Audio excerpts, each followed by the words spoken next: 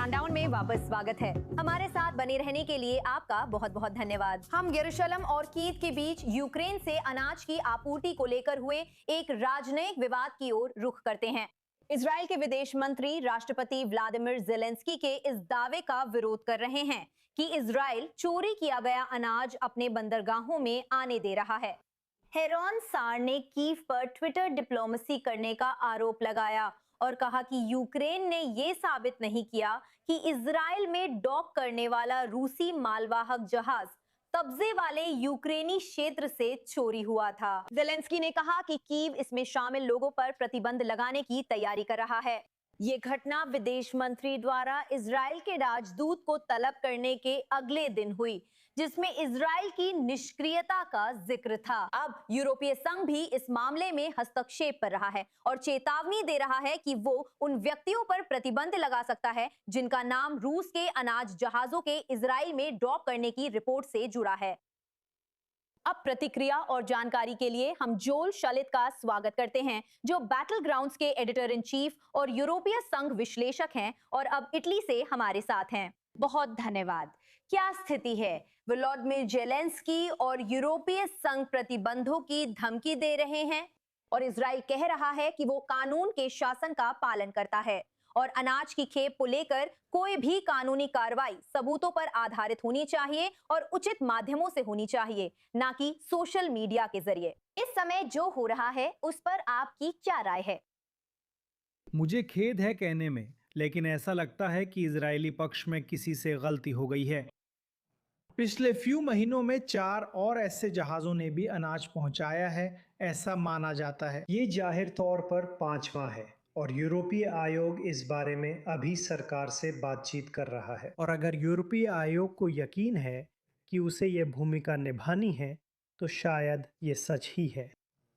ये इजरायली कूटनीति पर दाग है, इस पर ज्यादा निगरानी होनी चाहिए थी।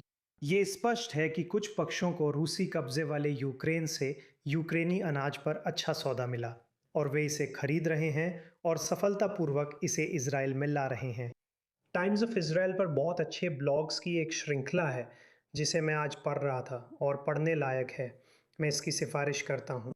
सिर्फ प्रतिक्रिया के तौर पर ज़ेरोन सार कह रहे हैं कि उन्होंने इस मामले में इजरायली कर प्राधिकरण से बात की है और दोहराया है कि जहाज अभी बंदरगाह में नहीं आया है और अभी तक अपने दस्तावेज जमा नहीं किए हैं। तो असल में ये सत्यापित करना नामुमकिन है कि शिपिंग रिकॉर्ड्स वाकई में जाली थे।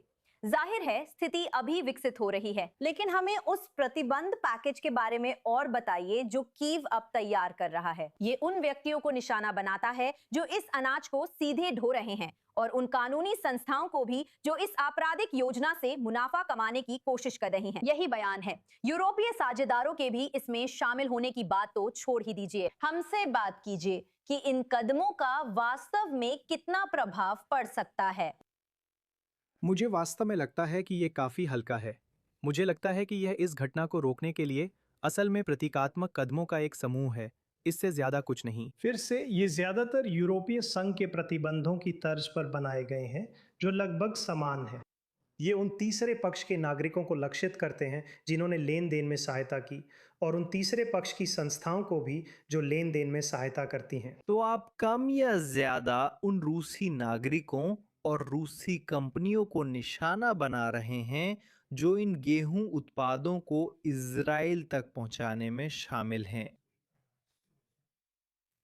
और फिर जो कुछ भी हो रहा है और जैसा कि हमने चर्चा की है, स्थिति अभी विकसित हो रही है।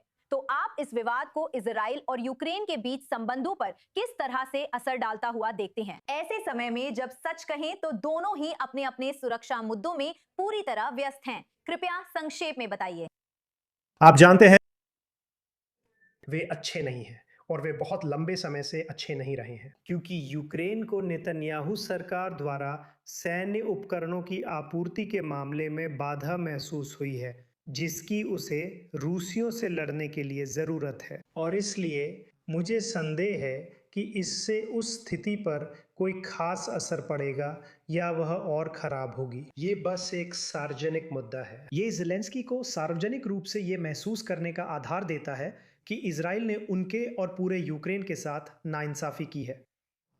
अब जानते हैं, ये अच्छी तरह से जाना जाता है कि इजराइल रूसियों के खिलाफ वैसे प्रतिबंध लागू नहीं करता जैसे पश्चिमी गठबंधन के अन्य सदस्य करते हैं। विशेष रूप से इजराइल और तुर्की को उन प्रतिबंधों को लागू करने से छूट दी गई है, लेकिन यूक्रेन युद्ध के मद्देनज़र इजराइल और तुर्की से कुछ हद तक विरोध की अपेक्षा की जाती है, और मुझे लगता है कि ये कुछ ज़्यादा ही है और ये यूरोपीय संघ के लिए एक मुद्दा है। मुझे लगता है यहाँ यूरोपीय संघ की स्थिति यूक्रेनियों से ज़्यादा अहम है ताकि इजराइल को याद दिलाया जा सके। इजराइल का यूरोपीय संघ के साथ एक एसोसिएशन समझौता है और पिछले हफ्ते उस समझौते को समाप्त करने के प्रस्ताव को हराया था। माफ कीजिए, उस एसोसिएशन समझौते को समाप्त करने के प्रस्ताव को हराया था। अगर ये घटना एसोसिएशन समझौते पर वोटिंग से पहले हुई होती तो मुमकिन है कि एसोसिएशन समझौता समाप्त कर दिया गया होता। ठीक है, हम देखेंगे कि ये सब कैसे आगे बढ़ता है। ये यूरोपीय पक्ष के लिए सबसे ज़्यादा गंभीर है। मुझे लगता है कि इस मामले में यूक्रेनी पक्ष बस एक साइड शो जैसा है। हम आपके विचारों की सराहना करते हैं और देखेंगे कि ये आगे कैसे विकसित होता है। फिलहाल जोएल शैलेट इटली से लाइव हैं। i24 न्यूज़ इंग्लिश पर हमारे साथ जुड़ने के लिए धन्यवाद। मुझे खुशी हुई।